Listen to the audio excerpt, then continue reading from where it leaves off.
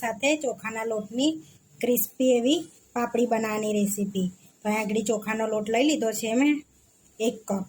તો હવે એ કપને બાઉલમાં લઈ લઈશું આપણે. અને આ તમે ચા સાથે બી ખાઈ શકો છો, બાળકોને લંચ બોક્સમાં બી આપી શકો છો. હવે જે કપથી આપણે લોટ લીધો તો 1 કપથી પાણી લેવાનું છે આપણે. તો મેં અહીંયા આગળ 1 કપ લોટ લીધો છે તો 1 કપ પાણી લીધું છે. તો અહીંયા કઢાઈમાં આપણે 1 કપ પાણી લઈ લઈશું અને પાણીને ઉકળવા દઈશું આપણે. હવે આપણે એની અંદર ઘી એડ કરીશું જેથી ક્રિસ્પી સરસ આવે એની અને પોચી બી થાય. અહીંયા લિક્વિડ વાળું ઘી છે એટલે મેં અહીંયા 3 ચમચી લીધું છે. સ્વાદ પ્રમાણે મીઠું એડ કરીશું આપણે અંદર. 1 ચમચી મરચાંની પેસ્ટ એડ કરી, 5 ચમચી હિંગ એડ કરીશું અને મિક્સ કરી લઈશું. અને પાણી બી ઉકળી ગયું છે આપણું. હવે લોટ એડ કરી દઈશું આપણે અંદર. હવે આપણે ચોખાનો લોટ એડ કરી દેવાનો છે અંદર અને હલાવી લઈશું આપણે. સરસ એવું હલાવી લેવાનું છે લોટને. સરસ આપણે હલાવી લીધો છે. હવે 2 થી 3 મિનિટ માટે આપણે સીજવા દઈશું લોટને. હવે 3 મિનિટ માટે આપણે સીજવા દઈશું એને. હવે 3 મિનિટ થઈ ગઈ છે આપણે સીજાઈને. હવે મોટા બાઉલમાં આપણે કાઢી લઈશું એને. હવે એની અંદર આપણે 1 ચમચી તલ એડ કરીશું, નાની ચમચી જીરું એડ કરીશું, ચીલી ફ્લેક્સ એડ કરીશું, 1 ચમચી નાની, અડધી ચમચી લાલ મરચું એડ કરીશું, અડધી ચમચી મરી પાવડર એડ કરીશું. સહેજ લોટ ગરમ હોય ને ત્યારે તેલવાળો હાથ કરીને આપણે સરસ એવો બાંધી લેવાનો છે લોટને.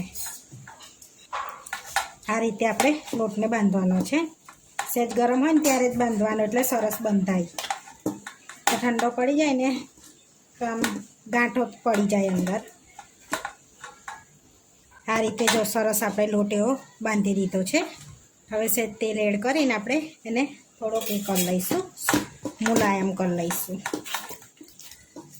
આ રીતે આપણે સોફ્ટ કરી લીધો છે. હવે આપણે વણી લઈશું. હવે આ લોટમાં થોડોક નાનો આપણે આવો ગુલ્લો લેવાનો છે અને ગોલ કરી લઈશું અને હાથેથી જ આપણે આ રીતે પ્રેસ કરવાનો છે. આ રીતે આપણે પાતળી રાખીશું. જો હવે આપણે છે ને આની અંદર કાના કરી દેવાના છે જેથી ફૂલે ના ને સરસ એવી ક્રિસ્પી થાય આપણી. હવે એક બીજી રીત બતાવું તમને મેં. ઉપર નાનો એક બોલ બનાવી લેવાનો છે અને સહેજ તેલ લગાડી લેવાનું પાટલી પર અને વેલણ પર સહેજ લગાડીને 2 વેલણ માર લેવાના.